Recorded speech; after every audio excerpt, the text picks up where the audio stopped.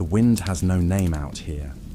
It slides like breathless whispers across the black water, curling through the sails of forgotten ships and brushing the bones of time itself. No clocks tick in this place, only the slow sway of waves and the creaking of wood, long resigned to the sea. The moon hangs swollen and indifferent above a pale watching eye in a sky that forgot how to dawn. And beneath it, far from land and rules and warm kitchens, a vessel drifts unhurried, unseen. Tonight, we'll drift with it. And you, dear traveller, have already arrived. You don't remember how. You don't remember when. But your eyes open to the salty sting of sea air and a floor that rocks gently beneath your back like an uneasy cradle. The boards are damp. The air is thick with the smell of tar, wet rope and old sweat.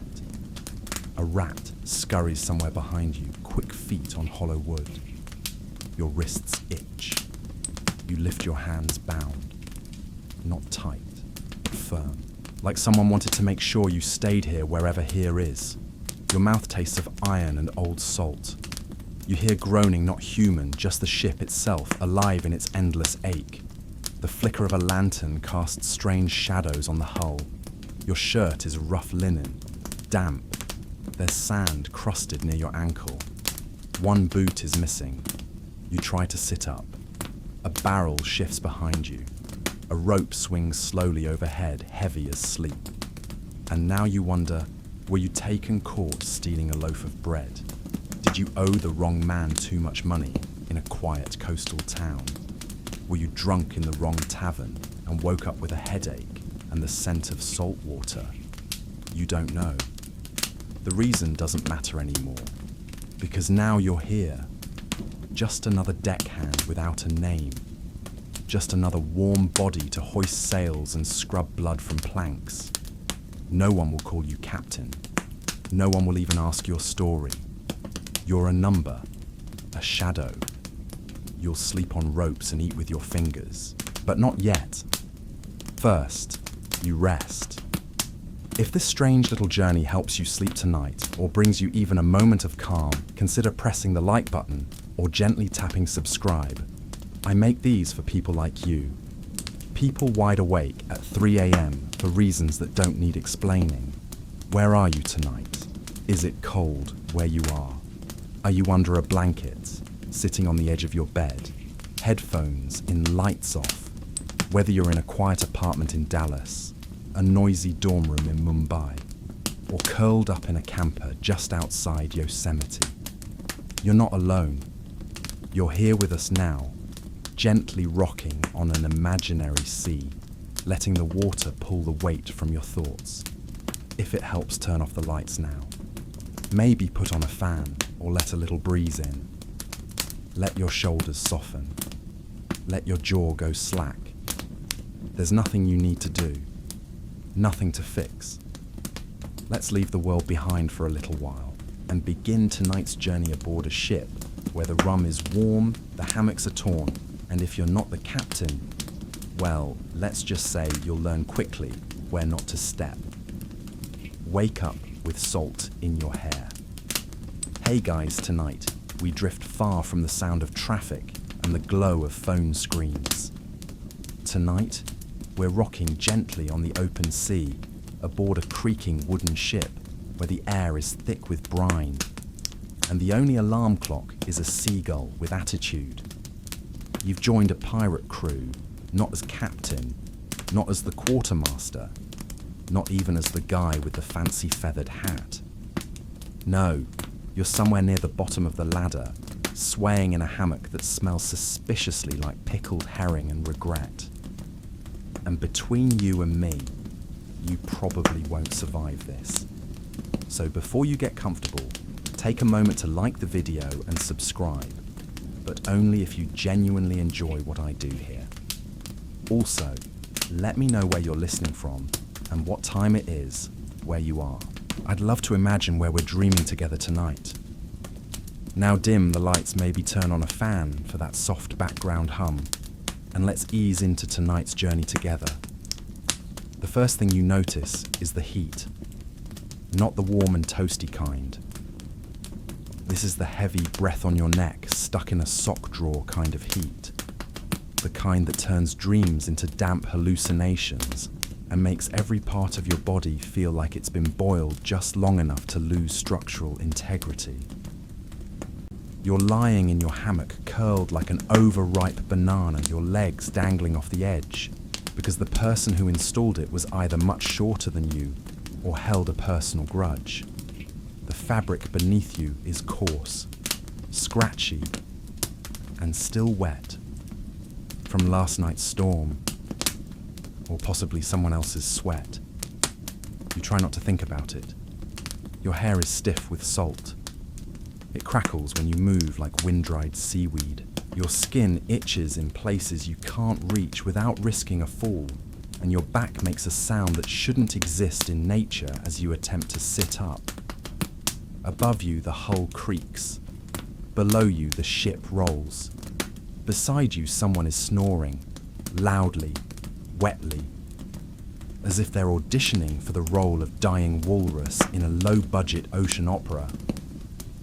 You don't know what time it is. There are no clocks here. Time is measured in shifts and storms, in biscuit rations and the angle of the sun. But judging by the pale blue light leaking through the hatch and the way your stomach is already issuing formal breakfast demands, it's probably just past dawn. The smell in the hold is layered. Salt, of course. That's always there. But also mildew old wood, sweat damp rope, and the faintly sour tang of whatever someone spilled 2 weeks ago that still hasn't been cleaned. A bottle of something, or someone's lunch. Hard to say. You roll out of the hammock with the grace of a collapsing sail. Your bare feet slap the damp wood. A rat watches you from under a barrel. You nod. It doesn't nod back. This is life now. Historians still argue whether pirate life was more democratic utopia or floating chaos. Some point to written pirate codes with surprisingly egalitarian rules, votes, shares of treasure, even compensation for lost limbs. Others suggest those ideals quickly drowned under the weight of desperation, boredom, and that one guy who always tried to take more than his share of the rum. You duck your head as you shuffle toward the ladder. Someone mutters a curse in a language you don't know, but the tone is universal. Morning sucks. You climb up and into blinding light. The sky is too bright. The sea stretches out endlessly, the kind of blue poets ruin with metaphors. You blink. You squint. You realize you forgot your shirt again. The deck is already alive. Rope coils move like snakes. Sails flap overhead like impatient wings. The captain barks something unintelligible from the quarterdeck. A gull squawks directly into your soul. A crewmate shoves a mop into your hand. Your turn. No good morning. No how did you sleep. Just mop. Deck. Now. You sigh and begin your day the same way you always do, scrubbing the sins of yesterday off the wood beneath your feet, while trying not to think about what exactly those stains are. This is not a story about treasure. Not really. This is a story about hammocks that swing too hard, about salt that never leaves your clothes, and about how a normal day on a pirate ship can feel like a week in a particularly rude sauna. Welcome aboard. Scrubbing the deck is not a metaphor. You're on your knees again. Not because you're praying, unless the whispered curses you mutter toward the bucket count as some form of low-stakes spiritual warfare.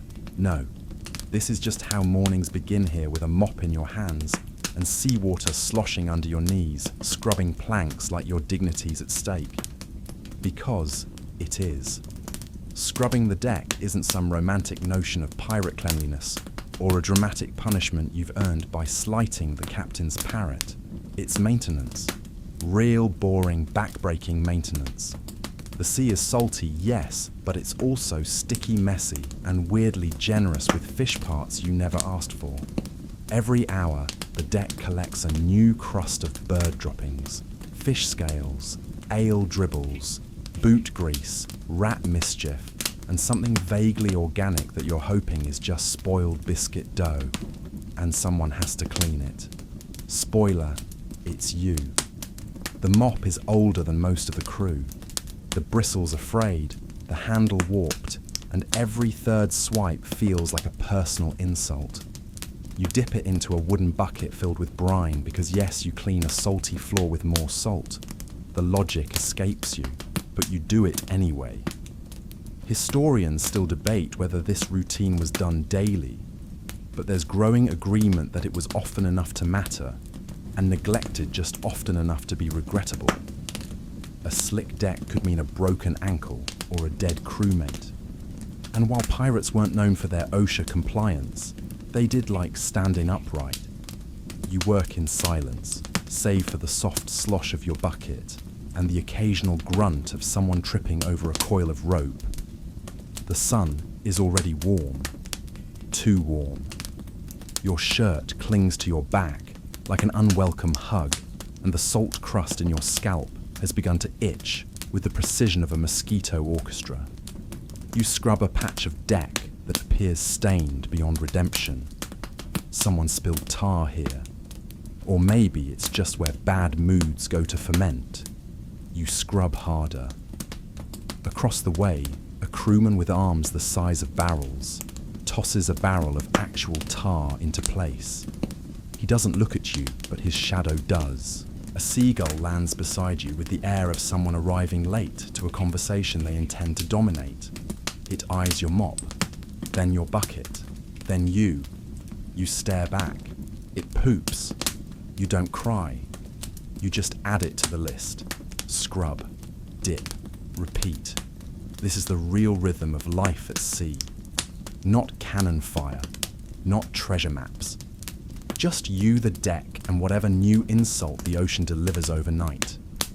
There's a joke told among sailors that the most important tool on a pirate ship isn't the cutlass, it's the brush. The blade may win battles, but the mop wins peace. Keeps mold from eating the hull. Keeps crew from slipping into the next life. Keeps you just busy enough not to mutiny before lunch. Someone starts humming a sea shanty off-key and bold. You join in around verse 2 because rhythm helps. Soon the whole deck echoes with the sound of grown adults singing about mermaids with questionable morals and captains with questionable hygiene. You scrub a little easier. Not better, but easier. You catch sight of your reflection in the water pooled beside the scuppers. Your face is flushed hair, wild eyes, bleary. You look like someone who's been through things and breakfast hasn't even happened yet. Still, there's something grounding about the repetition. Scrub, dip, swear, sing, squint at the sun, swat at flies. Repeat. You think about the life you might have had on land, maybe ploughing fields, maybe emptying chamber pots, maybe... Actually, this isn't so bad. One of the older pirates limps by, eyes twinkling beneath a brow, weathered like driftwood. He sees your grimy mop, your soaked knees, your squint of mild despair. He grins. You missed a spot. You throw the mop water at his boots. He just laughs and keeps walking. Later, when your arms are sore and your knees feel like they've been sanded by accident, you'll finish. The deck will gleam. Not perfectly. Not for long. But just enough. And you'll know strangely that you did something. Not glorious, not exciting, but essential. Because life on a pirate ship isn't all buried gold and bottle fights. It's mostly this, the unremarkable moments in between. And if you can handle them, you're probably tougher than you think. Scrub, dip, rise, time for breakfast, biscuit weevil. Repeat your breakfast is technically food if you don't mind sharing it with bugs that have more protein than the biscuit itself. You sit cross-legged on a crate, chewing slowly, very slowly, because this biscuit is less food and more geological event. It takes effort to bite through it. You do finally with a cracking sound that turns heads. The inside is dry and chalky, and yes, there's your old friend, a weevil. Tiny, wriggling, delighted to see you again. You brush it off more out of habit than offence. Everyone knows the biscuits are crawling with them. It's sort of a rite of passage. Some of the more philosophical crew members say it adds protein. Others claim it builds character. One guy insists the crunch improves texture. You're not convinced, but you eat it anyway. This is breakfast. There's no omelette station here, no buffet. Just ship's biscuit, maybe some hard cheese if you're lucky, and sometimes a scoop of what's optimistically called stew, which could contain fish beans, rat or memory, depending on who cooked and how long it's been simmering. You chew, and chew, and chew. The horizon sways gently in the background, the ship groaning like a man with bad knees. Seagulls wheel overhead, bold and shrieking, always on the lookout for dropped crumbs or unattended fingers. Your water ration today tastes like copper coins left in a sock drawer. You drink it anyway. Hydration is hydration. Someone passes by holding a bowl of something that smells suspiciously like boiled boots. You envy them. Across the deck, a man named Hal burps and declares he saw a mermaid in his stew. He laughs until he coughs, then just coughs. Historians still argue whether pirates ate better or worse than naval sailors. On one hand, they weren't bound by strict rations. On the other, they were often broke and reliant on what they could steal or preserve. Some ships managed to supplement with fresh catches, fish turtles, the occasional unlucky bird. Others limped along on salt beef and hope. Your ship, somewhere in the middle. You remember yesterday's dinner, a stew so thick it resisted the spoon like it had legal objections. Still, it was warm. And warm counts for something. This morning's biscuit, less so. It's dry enough to make your mouth feel like a linen drawer in a desert. You suck on the edge of your water flask and try not to imagine it growing legs and walking off. Again. Pirates weren't known for their table manners.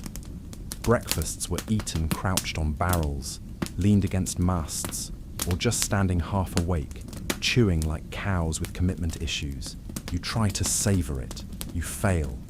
A crewmate sits beside you, already gnawing on a biscuit edge. He taps it against the deck. Testing structural integrity, he says. It doesn't break.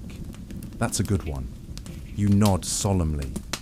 One day they'll use these to build houses, or throw at invaders. You spot the cook nickname Guts, which does not inspire confidence, hauling a pot toward the lower deck. It sloshes ominously. You suspect lunch is already in motion, or fermentation. You glance down at the last corner of your biscuit. It's slightly green. You eat it anyway. The sun climbs. A breeze rolls in cool and fishy, but still better than the stale air below deck. Your stomach makes a sound like a warning bell. It'll get over it. Food on a pirate ship wasn't about joy. It was about survival. There were no picky eaters here, only the quick, the hungry, and the quietly desperate. Still, every now and then you get lucky. A fish caught fresh off the side. A stolen cask of pickled onions. Once a crate of lemons changed the crew's whole attitude for a week. Everyone smiled. No one punched anyone. Gums stopped bleeding. Historians note that scurvy was a very real threat. Pirates, despite popular belief, understood this and often tried to prevent it, though not always successfully. Some carried citrus. Others fermented anything vaguely green. You once drank something called swamp water. It did not cure scurvy, but it did kill all your intestinal secrets. You stand, biscuit gone, hunger mostly quieted. You stretch, bones crackle. The day's about to begin in earnest, and while scrubbing the deck was bad, whatever comes next may involve sails shouting, and possibly that rope again, the one you burned your palms on last week, while pretending you totally knew what you were doing. You breathe in the sea air. You cough a little. Breakfast is done. And you are once again just a hungry shape on a floating box of wood waiting for orders. At least you're not the cook. The quartermaster hates your face. You're not sure why, but every order comes with a side of yelling and a gesture that's definitely not a compliment. You've just finished breakfast, if that's what we're calling the indestructible biscuit, and you already smell like you've been working for 3 hours, which, to be fair, you have. Time loses its grip out here. One task slides into another like waves across the deck, and your day unfolds, not in hours, but in chores. Next up, sails. The wind is shifting, which means the sails must shift, which means you're climbing something. You don't like climbing something, but you do it anyway.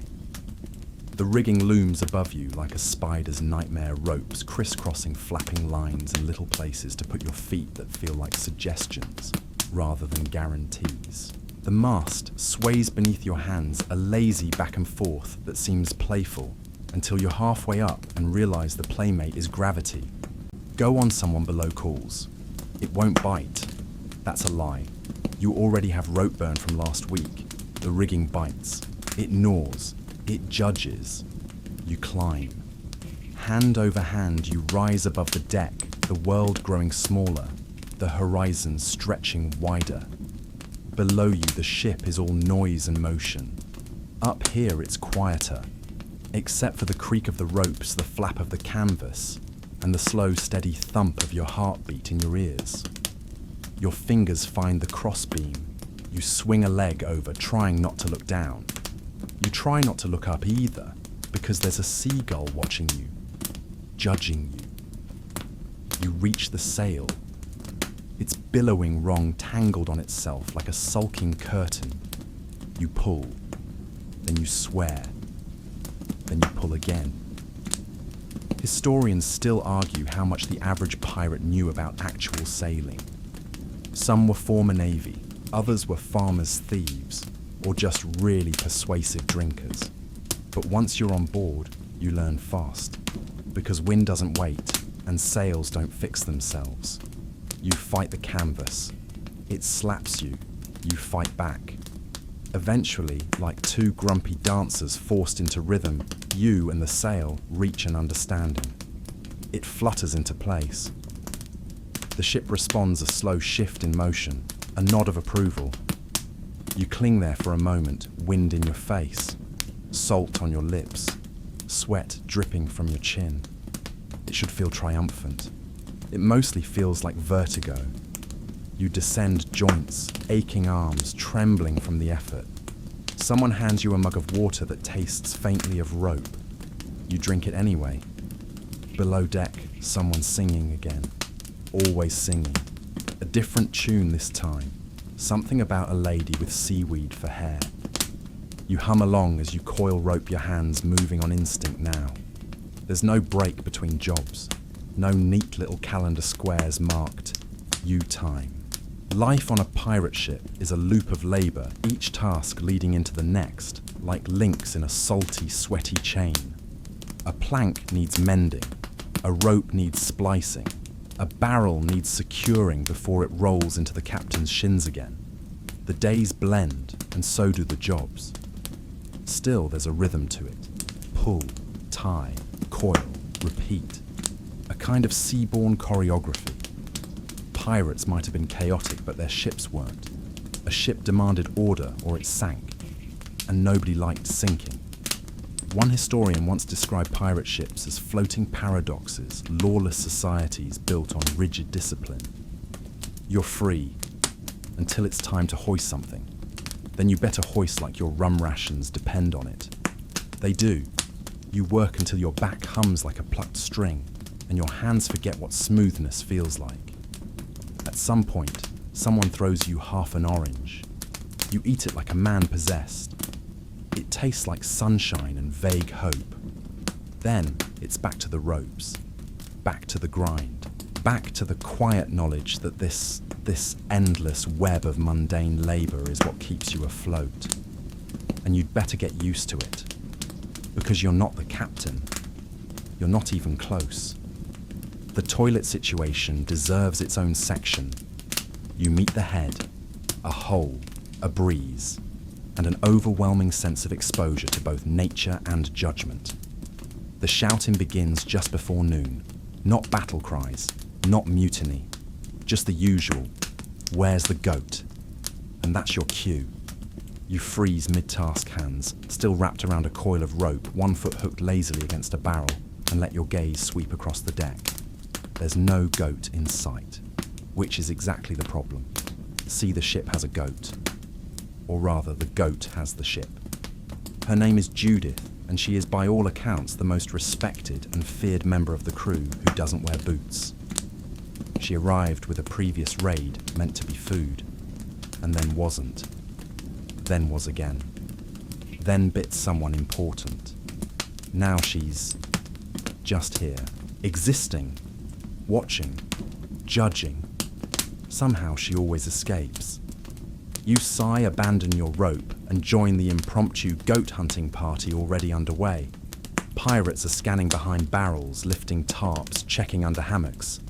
One swears he saw her near the mizzen mast. Another claims she was sipping rainwater out of a boot. You check below deck. The smell hits first. Warm, musty, a little sour. Not unlike your bunkmate, but with more determination. You crouch low and move past crates and hammocks' eyes adjusting to the gloom. There, behind a sack of potatoes that are more eyes than potato, now you catch movement. A twitch, a hoof. You freeze. Judith stares back at you. Neither of you moves. There's a silent understanding here, a battle of wills. She chews slowly as if mocking the entire concept of urgency. "Come on," you whisper. "Don't make me carry you again." Historians still argue whether goats were common on pirate ships. Some suggest they were kept for milk or meat. Others think they were simply stowaways with attitude problems. What we do know is ship life was full of animals. Chickens, rats, parrots, and occasionally someone's emotional support pig. You step forward. Judith bolts. What follows cannot be described as graceful. You trip over a bucket. She leaps over a crate. Someone yelps upstairs. A bowl crashes. A parrot screams thief, which isn't helpful. Finally, after a dramatic chase that involves a ladder, a net, and two very confused rats, you corner her near the galley. She's chewing on a map. You retrieve what's left, gently pat her side, and lead her upstairs by a rope you're not entirely sure she hasn't already chewed through. The crew cheers when she appears. Someone tosses her an apple. She ignores it. Judith doesn't do tricks. She simply is. And despite the chaos, there's a weird sort of affection in the air. Like having a stubborn goat on board somehow makes things feel more human. You let her wander, then collapse against a barrel breathless. The sun is hot now, baking the deck until it smells of tar and sweat. You squint upward. The sails are full. The ship groans and creaks and lurches gently forward, always moving, never pausing, just like you. Lunch is still hours away, but Judith's safe, for now.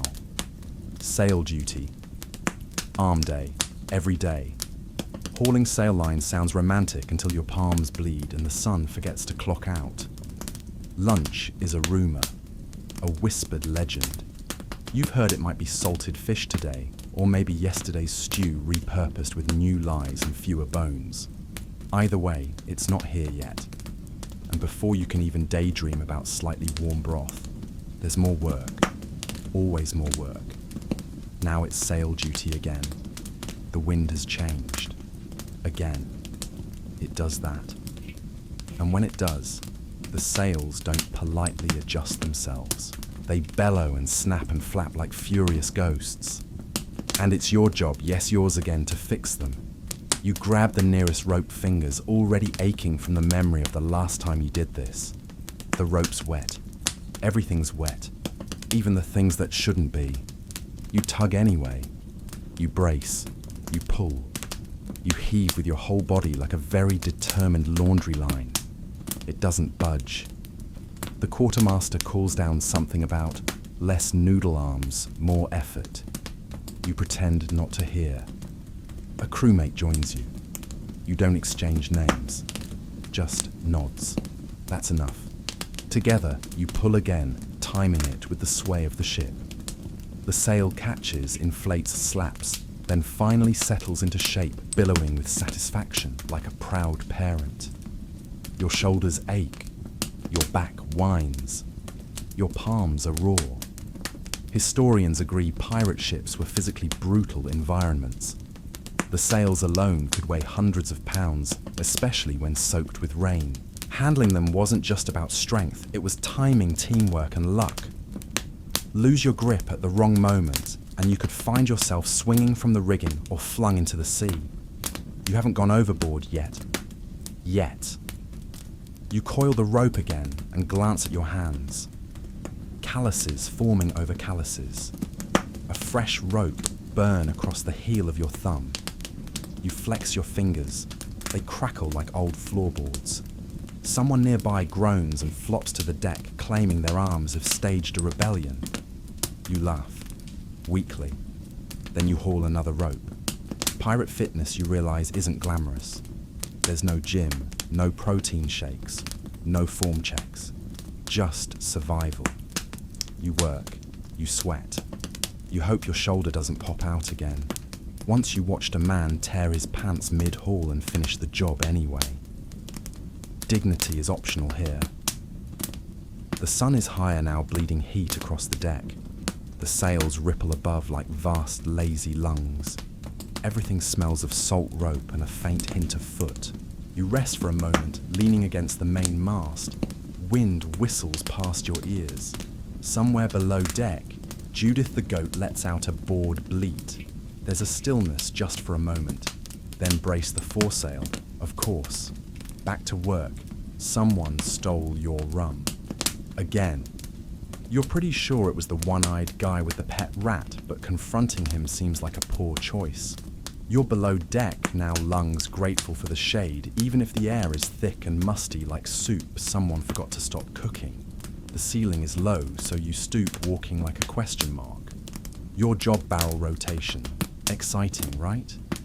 Every few days, barrels have to be turned to prevent moisture from pooling or to check for swelling signs of leaking, fermenting, or possibly explosive mischief, especially with the rum, or the gunpowder, or the barrel with no label which everyone assumes is cursed and no one dares open.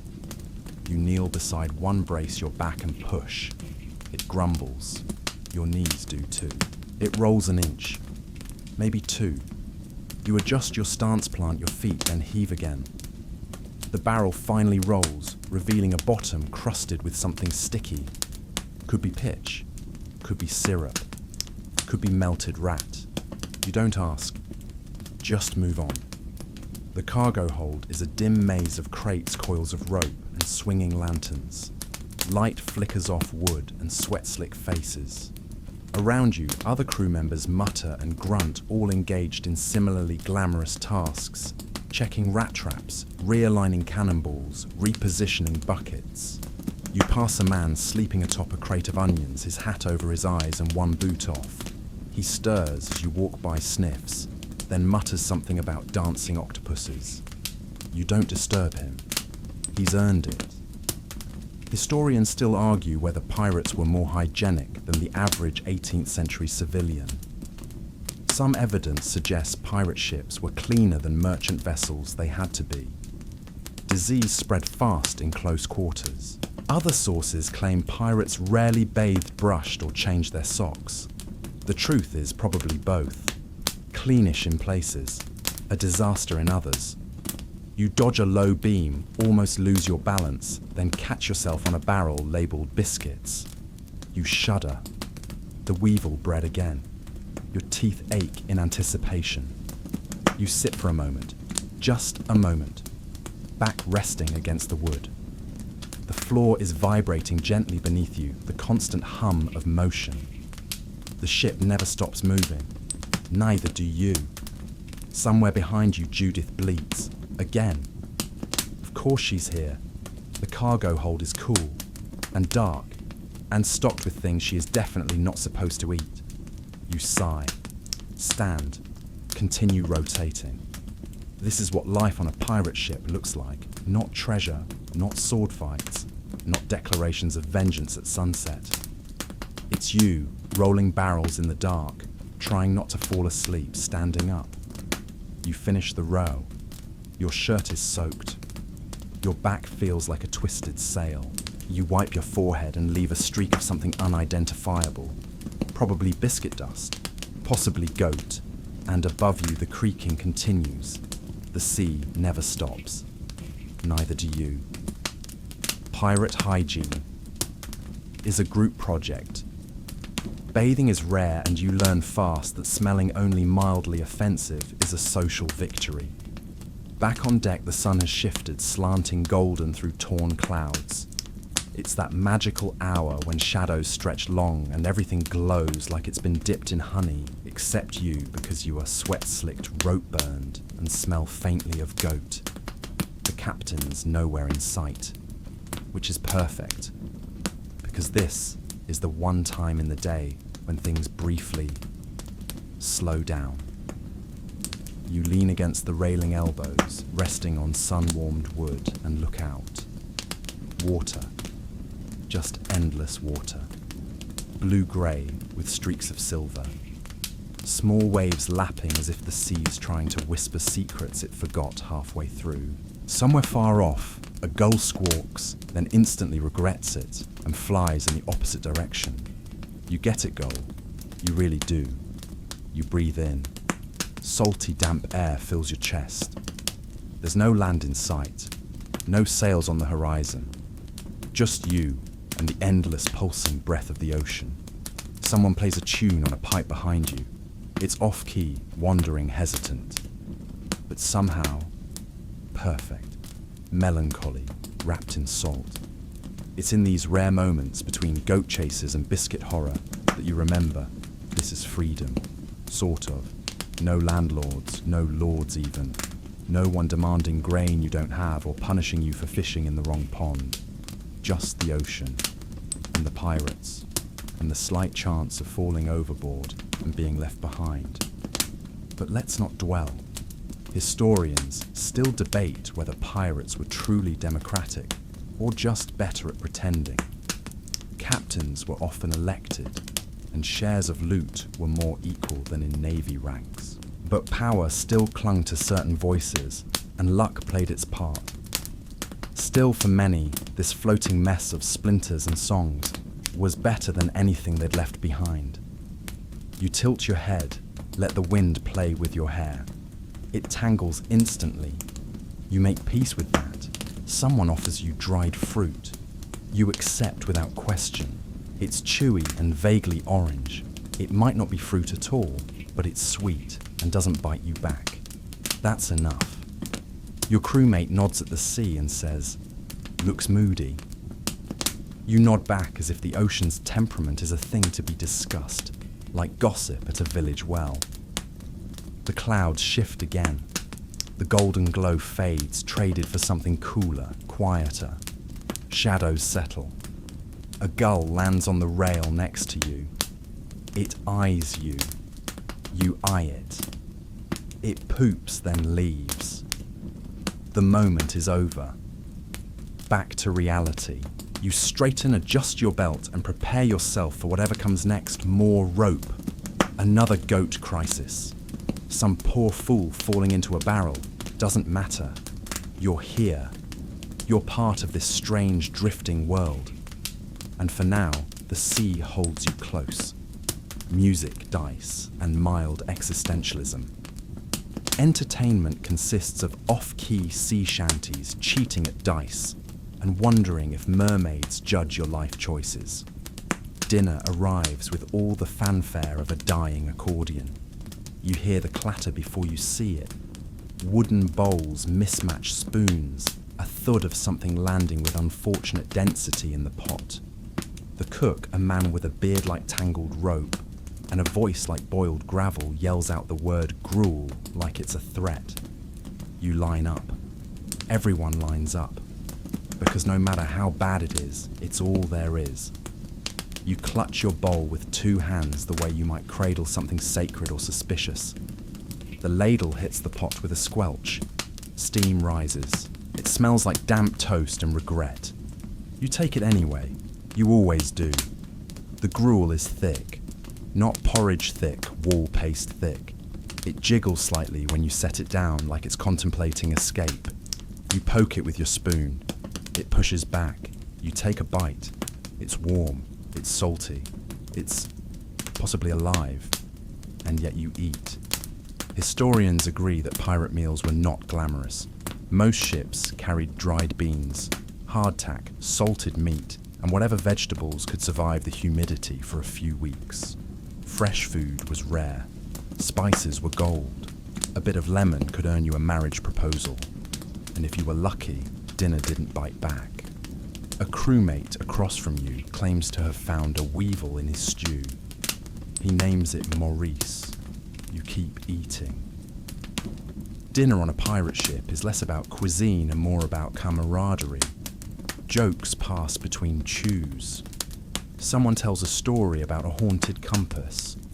Another tries to recite poetry and forgets halfway through. The laughter is tired, but real.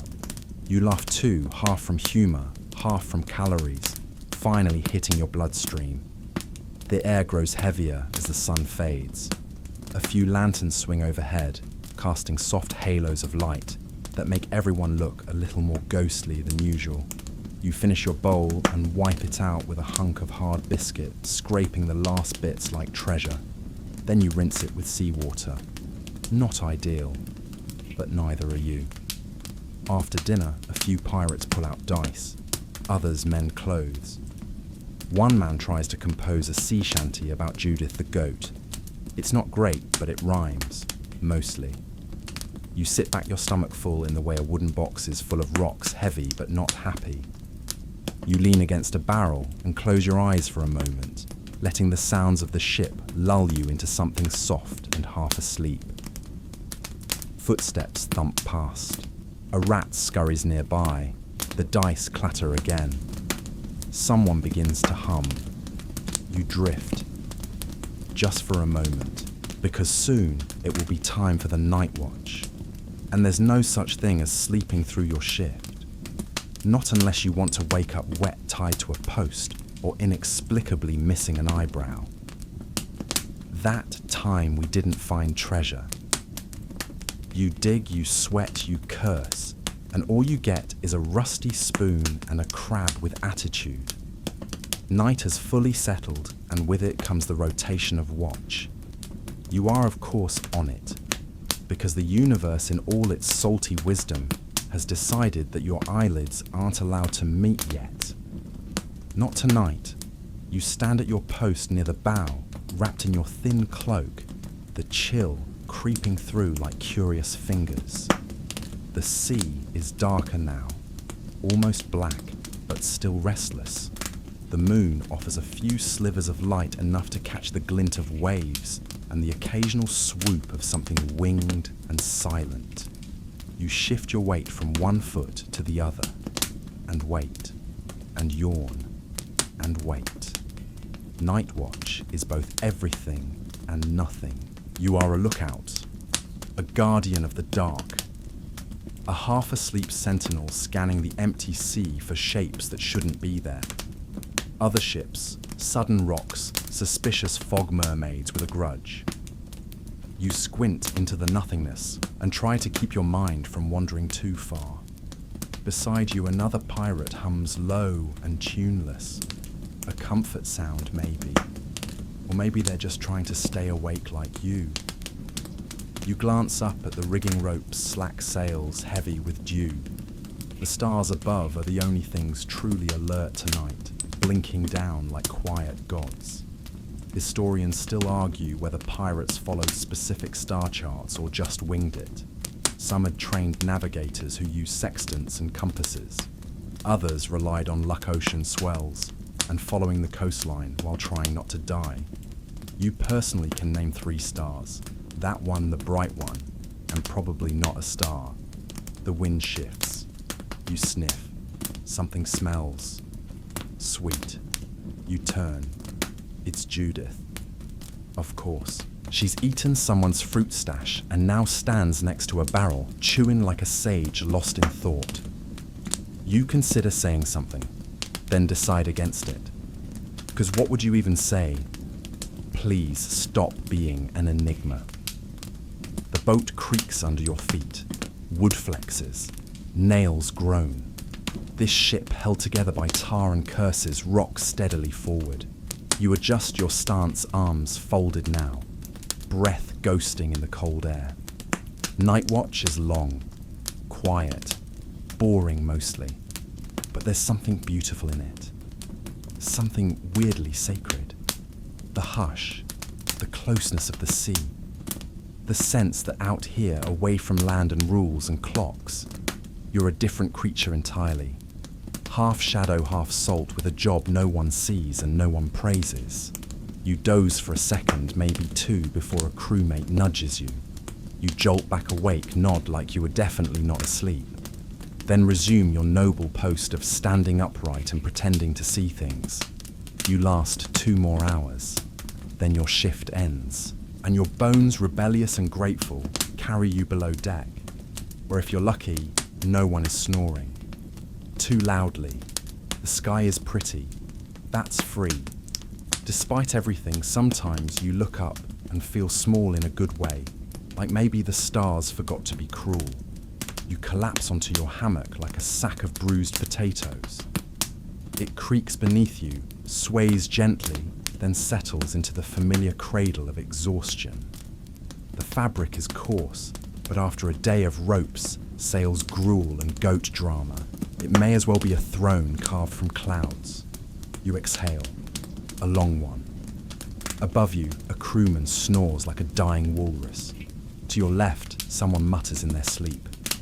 Something about treasure, or trousers, possibly both. You don't mind. Noise becomes background here, part of the rhythm, like the ship's groan or the slap of waves on wood. It lulls you instead of irritating. The way a lullaby repeats until it fades into dream. You roll slightly, pressing your shoulder into the hammock's curve. Your hands still ache. Your knees remind you they exist. Every inch of your body feels used, but in a good way, in a somehow still alive kind of way. Historians note that pirate sleeping quarters were tight, crowded, and often shared. Privacy was a concept left on shore. Most sailors slept in hammocks because they didn't roll with the ship and didn't attract as many pests. Still sleep was light and easily interrupted storms, orders rats, or the occasional duel over snoring. Your feet poke out from the end of the hammock. The air there is cooler, laced with tar and seawater. You stretch your toes, then curl them again. You're asleep for maybe 4 minutes before someone stumbles into the cabin and drops a bucket. Loudly, you jolt. Someone curses in French. Someone else groans. You sigh. This is normal. After the noise dies down, you settle again. A deep breath. In. Out. The hammock sways, just slightly rocking you in a rhythm older than language. Outside, the ship creaks like a sleeping beast. Water sloshes. Judith bleats once in the distance, as if to say, I'm still here. Of course she is. You close your eyes again. Drift. Dream. Of land, maybe. Of actual beds. Of bread with no crunch. Or maybe you dream of nothing at all. Because in this moment, after all that work, even dreaming feels like too much effort. You're definitely not the surgeon. But that doesn't stop people from asking you to hold things, sew things, or stop things from leaking. Morning returns with a splash.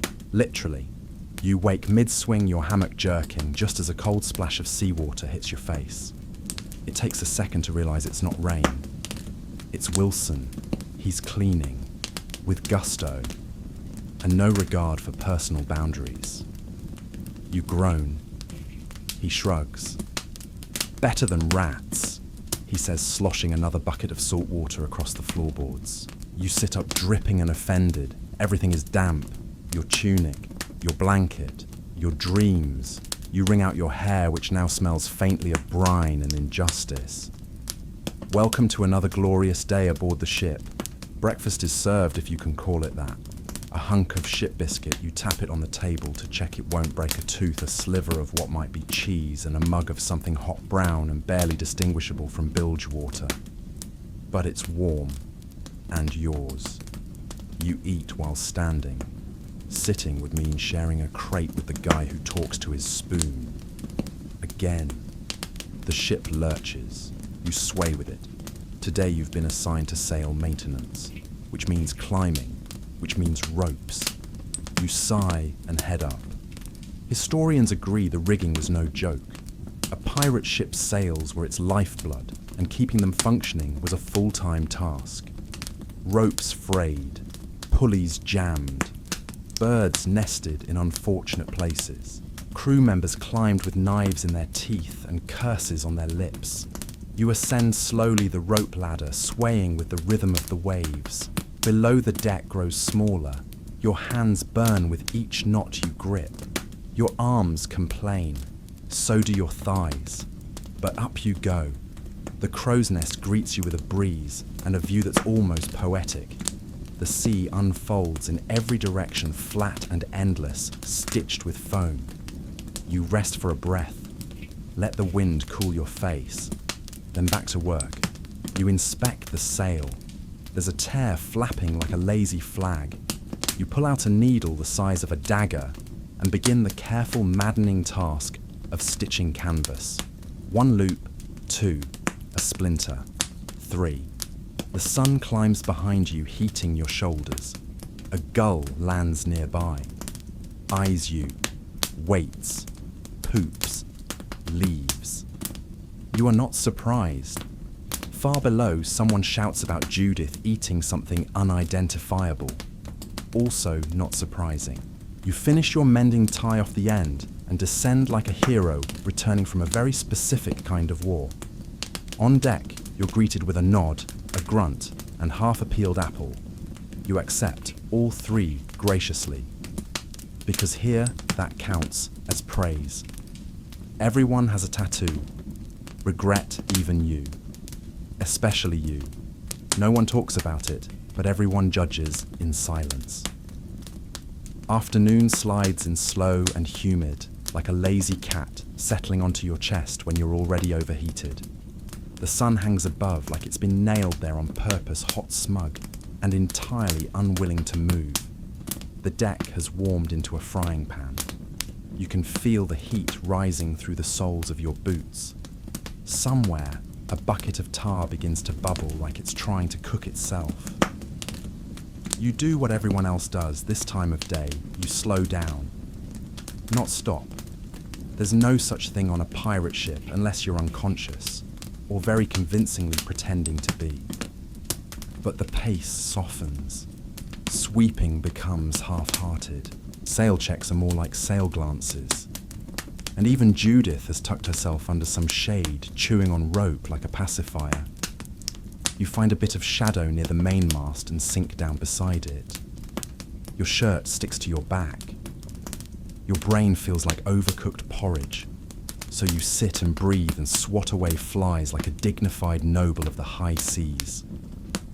Historians still debate whether pirates are designated rest periods, or just took micro-naps between disasters. The truth probably lies somewhere in the middle. When there were no enemies, storms or onboard accidents to handle crews grabbed slivers of rest wherever they could. One eye open, one hand near a weapon, both feet ready to run. You're not worried about running today. The sea is calm, the sky mostly cloudless, and no one screamed in over an hour. That's practically a holiday. You hear laughter, real laughter from the other side of the ship. A card game has broken out. Coins clink. Someone swears with flair. Someone else sings 2 lines of a sea shanty before forgetting the rest and humming tunelessly. You almost join in. Almost. But your legs are made of pudding, and your brain is performing only basic functions, heartbeat blinking biscuit evaluation. Instead, you trace knots in the wood beside you. They're old, smoothed by decades of boots and elbows. You imagine the stories pressed into each one, the storms they've endured, the arguments, the quiet, bored afternoons like this. A crewmate flops down beside you, hands behind his head. He doesn't say a word, just closes his eyes and sighs. You mimic him, letting the tension melt from your neck and shoulders. The breeze brushes your cheek like a tired lullaby. For a minute, everything stills. It's easy to forget in this moment that you're a pirate, that your life is mostly work and salt and biscuits older than you are. Right now, you're just a person on a boat in a vast blue silence under a sun that for once isn't trying to kill you. You might even fall asleep here, but only for a minute, because goats don't nap. And Judith is quietly approaching someone's hat like it owes her money. Storms don't care about your feelings. Lightning cracks, the ship groans, and suddenly you believe in every seago story you ever heard. The calm never lasts. No sooner have you let your eyes droop in the lazy warmth of the afternoon than a voice yells, sails from the crow's nest. You don't move at first. It could be a drill, or a hallucination, or that one crewmate who yells things just to see who panics first. But then comes the flurry boots stomping ropes, whipping the captain's voice sharp and clear. Prepare for approach. You groan. You were just about to reach the good part of your nap, where your feet stop existing. Still you scramble to your feet and move pulled along in the current of rushing pirates. Up on deck, the heat is thicker now, excitement mingling with the air like spice.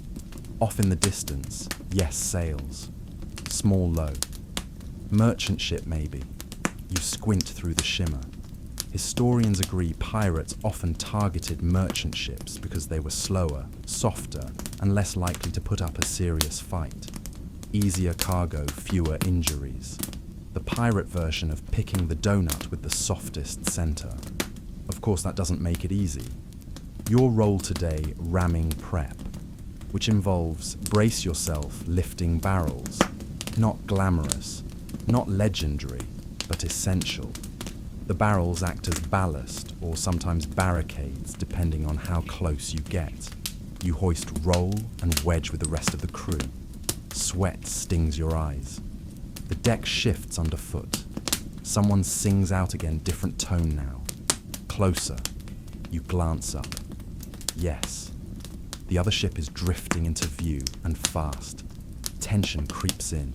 The joking fades. Everyone moves faster but tighter. Focused. You check your knife. Not because you plan to use it. You're not even sure you could stab someone intentionally without apologizing, because checking it makes you feel like a real pirate. Then comes the signal. Not a loud trumpet or cannon blast, just a flick of the captain's hand. And suddenly, like a school of angry fish, you surge forward. You don't board the other ship. Not today. They see you see the sculls, the flags, the movement, and veer off. A cowardly swerve, probably wise. Some boo. One crewmate throws a potato which falls tragically short. But you're relieved, because no one dies today, and you still have half a biscuit in your pocket. Instead you turn. The sails adjust. The ship leans into the wind again, resuming its lazy crawl across the sea like nothing happened. Back to regular programming, back to sweat and goats and awkwardly timed naps. But for a moment, just one moment, you felt like a real pirate, dangerous, feared, with the sun at your back and the wind in your teeth.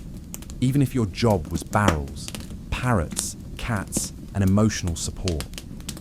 Crab's animals aboard aren't pets, they're co-workers, loud, judgy, and always stealing your food. Evening settles like a heavy wool cloak. The sea darkens, turning from slate to ink. The air cools thick with the scent of salt sweat and tonight's questionable stew bubbling below deck. The deck creaks beneath your boots as you move slowly, your limbs weary but still obedient. You've earned your aches today. Dinner is simple. Again. Some stew, more broth than substance flavoured with fish onion, and what might be yesterday's biscuit if you squint. You eat sitting cross-legged on the deck, your bowl warming your hands as you watch the last rays of sun drip into the horizon. Judith watches too, her face very close to yours, hoping you'll blink and drop something. You do not. You're too tired for that game tonight. Historians tell us that pirate meals were deeply unromantic. Food was often preserved salted meat, dried peas, and whatever could survive a long sea voyage without attracting mold or mutiny.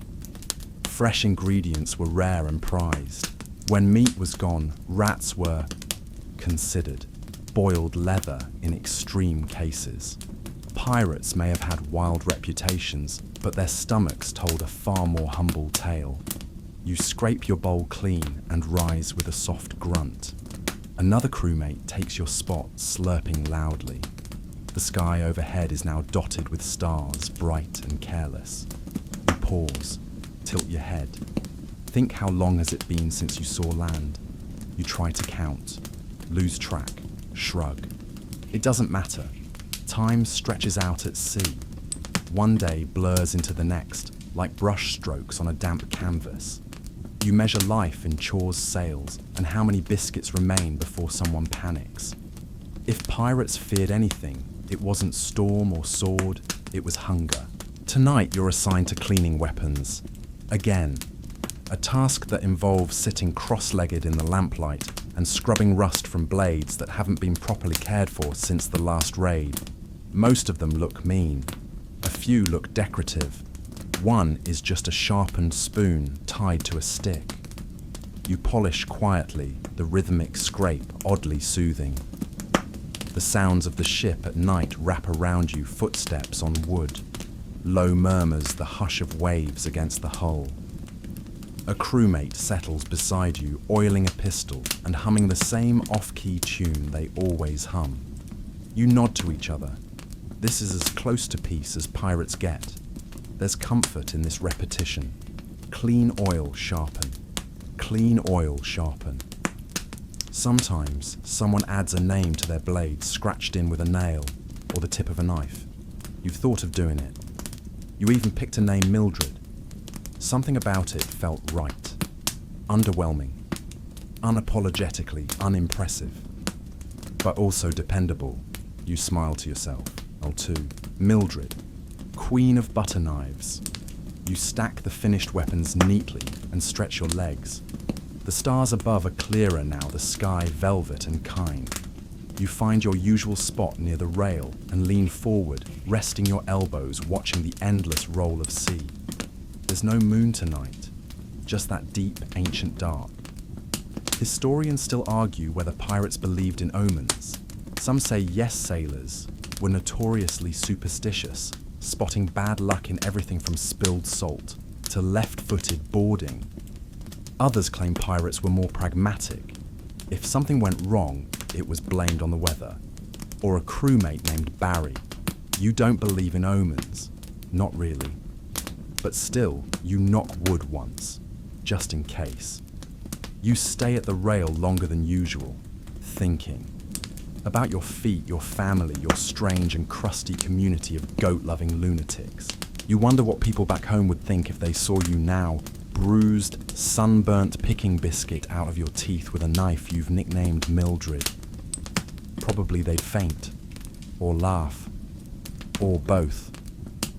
You're not the same person who boarded this ship. You smell different. You speak differently.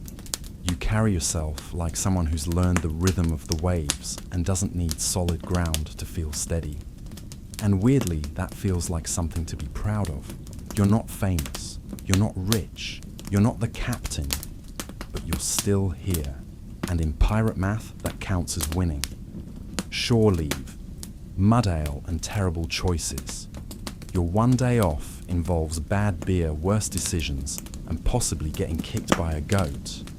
Night deepens and the ship exhales. The sails flap lazily, their canvas breathing in rhythm with the waves. Most of the crew is below deck, now tucked into hammocks or slumped in corners booths, still on snoring into the planks. The oil lanterns flicker, casting long shadows that sway like drunken ghosts across the beams. You're still topside assigned to the night watch. Lucky you. Your job: don't fall asleep, don't fall overboard. And if you see something strange like a sail or a kraken or Judith trying to push open the rum barrel again, ring the bell. Mostly you just stare into darkness. Historians agree that pirate night watches were deadly boring, unless they weren't. The ocean didn't follow schedules. Enemy ship storms, even rogue whales showed up when they felt like it. So while most shifts passed in half-lidded silence every now and then, something happened that would make a bard drop their loot. Tonight doesn't feel like a bard night. It feels still. The ship creaks. Water slaps gently against the hull. In the crow's nest above you, a shadow shifts and coughs. That's Collins. He's up there because he has excellent eyes and a terrible singing voice. You pace slowly, your boots soft against the damp planks. Something glows, faintly phosphorescence. A trail of light left in the water where the hull cuts through microscopic sea life. It's beautiful, otherworldly. The ship leaves a ghost wake behind it like a dream that refuses to fade. You lean over and watch it shimmer. A crewmate stirs nearby, murmurs something about flying jellyfish. You nod. Sure. Why not? Sleep deprivation will do that. You pull your coat tighter. The breeze has teeth now, cool and damp and creeping up your sleeves. You spot Judith curled under a coil of rope, snoring lightly, a tiny bubble rising from her nose with every exhale. Even goats dream. The stars are still there, watching. You trace constellations, not because you know them, but because it feels like the right thing to do. There's the frying pan, the lopsided chair, and that one that looks like a really concerned octopus. Your thoughts wander, not far, just sideways. You think about the time that crewmate tried to shave using a fishbone, about the argument over whether rats or gulls were smarter, about the long, weird silence that followed someone's discovery of a perfectly preserved pickle from the last port stop. No one ate it.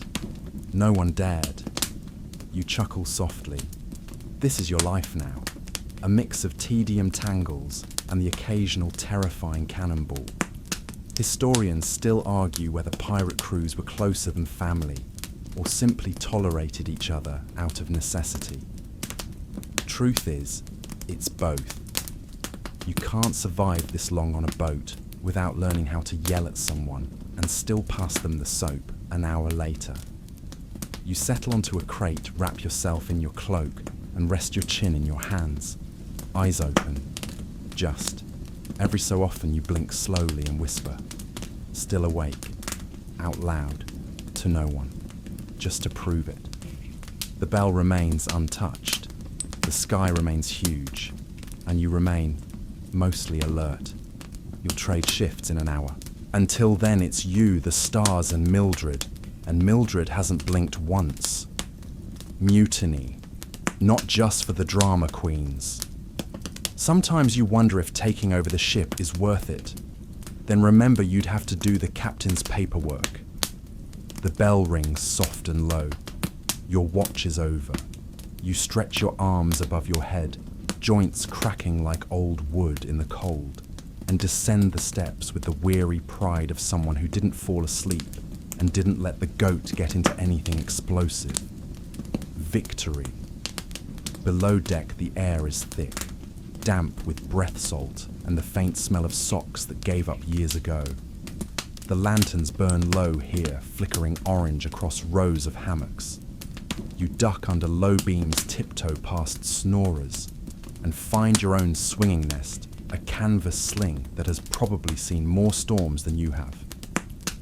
You climb in awkwardly, one leg, then the other. Your body sighs, muscles melt. The hammock holds you like a half-forgotten lullaby.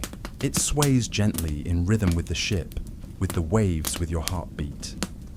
Historians agree hammocks were a stroke of genius. Pirates didn't invent them, indigenous peoples of South America did, but pirates embraced them. They kept sailors from rolling off onto the floor in rough seas and took up less space than cots. Practical, efficient, surprisingly cozy. You shift once, twice, then settle. Your boots stay on. Everyone's boots stay on. It's not a trust issue, it's a cold toes issue, also in case something explodes. Around you, sleep hums. A low chorus of snores breath the occasional muttered dream.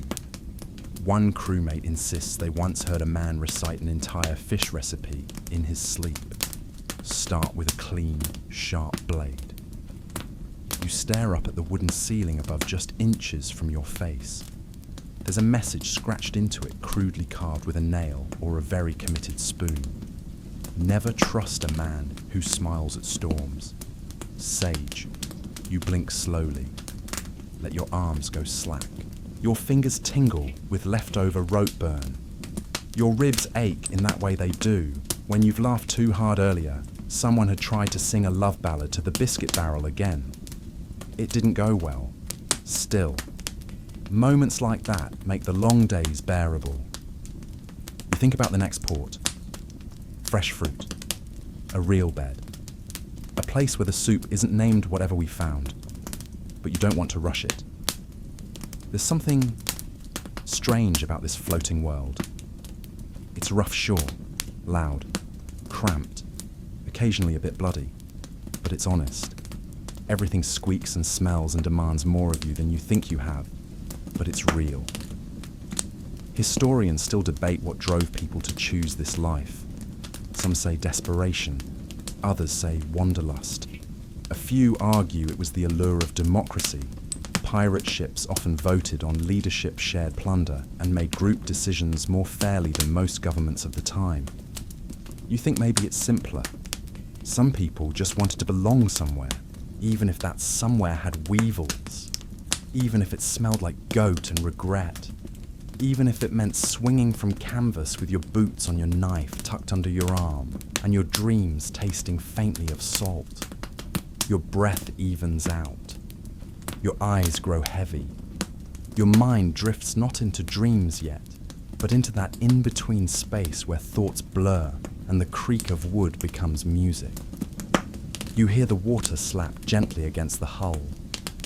You hear someone mumble about pickles again. And somewhere nearby, Judith sighs in her sleep. You smile in the dark. Tomorrow will be loud again, but tonight is quiet. And that's enough. You have so many blisters. Your hands, your feet, your soul. They all have calluses now, and none of them asked for it. Morning stirs before the sun does. You feel it in the shift of the ship, the subtle realignment of weight and current. The way the creaks adjust pitch. There's a soft thump as someone drops a bucket, a muttered curse, the unmistakable bleat of Judith announcing her opinion on breakfast. You groan, stretch. Your spine protests like an old door, and your hammock sways lazily, reluctant to let you go. But there's no use pretending. You're awake. You drop out of the sling with all the grace of a sack of onions landing in a crouch with your knife in one boot and one eye still sealed shut with sleep. The deck is cool underfoot. Your breath clouds slightly in the stale air. Time to face another day of glamour and gold. Or more realistically, ropes and biscuits. Historians tell us pirate mornings began with chores, real ones, not dramatic swashbuckling or shouting orders. We're talking scraping barnacles, mending sails, and trying to scrub the mysterious orange substance off the anchor winch. No one knows what it is. It wasn't there yesterday. It's better not to ask. Today's assignment, swabbing. Classic. You're handed a mop that has seen better centuries and pointed toward the bow, where someone dropped a barrel of something sticky at sunrise. You squint. It could be fish oil, could be syrup, could be revenge. Either way, it's your problem now. You begin to mop. The ship rocks gently as you work the rhythm, almost musical, scrub, slide, rinse, repeat. Your arms settle into the pattern. Your feet find their sea stance. You hum a tune someone made up yesterday, something about a goat who became captain and banned all spoons. It's catchy. A crewmate joins you, also armed with a mop. You nod at each other, the quiet solidarity of two warriors in the eternal battle against stickiness. As the sun rises, it floods the deck with warm gold. The sails light up like parchment held against a candle. The sky above turns a soft pastel blue, gentle, wide, forgiving. Judith ambles past and steps directly onto the patch you just finished. Of course she does. You mop again. By mid-morning, the deck smells marginally less like despair. A win. You're called over next to help stitch a torn sail. Another crewmate is already there, needle in hand, grumbling about wind sprites and sabotage. You sit cross-legged beside them, threading cord through canvas fingers, raw but precise. It's slow work, but steady. Historians still argue whether pirates were better at repairs than the average Navy sailor. Some say yes, they had to make do without dry docks or spare parts. Others say no, because pirates weren't trained, just stubborn. You lean towards stubborn. It's amazing what you can fix when there's no other choice. By midday, the chores shift. Someone yells about fish. You and 3 others haul in a makeshift net tied together with old rope and the remnants of a hammock. Inside, 3 silver fish, 1 boot, and a truly unsettling jellyfish that's gently pulsating in rhythm with the ship. You vote to name it Steve, then you throw it back. Lunch is fish stew. No one asks if it's Steve. You eat while sitting on a coil of rope salt on your lips, sun on your shoulders. The wind hums through the rigging, playing the lines like strings on some strange sea instrument. The crew is quiet, chewing, squinting, stretching. Everyone's still sore from the almost raid. You're already thinking about the next one. Not out of bloodlust, just pattern, routine. The rhythm of pirate life. Calm, chase, clatter, silence, mop. It's exhausting and kind of beautiful. This life makes no sense. And yet, you're exhausted, bruised, weirdly happy, and still here, which is more than you expected. Afternoon rolls in with a bright, bloated sun and an air of suspicious calm. The sea has flattened into glass, and the ship glides so gently you could almost forget you're moving. Almost. A barrel creaks. A loose line taps lazily against a post.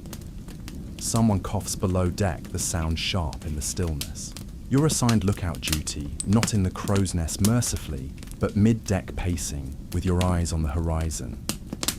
You chew a dry sliver of fruit as you scan the water for sails, birds, anything that moves. Nothing does. For now. Historians agree that piracy involved a lot of waiting. The in-between moments between raids, between ports, between food, made up the bulk of pirate life. Long, uneventful stretches punctuated by short bursts of danger or chaos. The reality wasn't cinematic. It was sleepy. It was sweaty. It smelled vaguely of moldy cheese. You step over a rope and duck under a flapping sail. A crewmate is napping in the sun, one hand over their eyes, the other dangling a bit of string for Judith, who's uninterested. She's sunbathing on a coil of rope like royalty.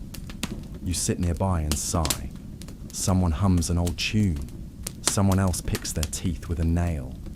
You let the breeze lick your face and lean back against the warm wood. For a moment, it feels like peace. Not luxury, not safety, but a kind of agreement between you and the sea. You'll tolerate each other today.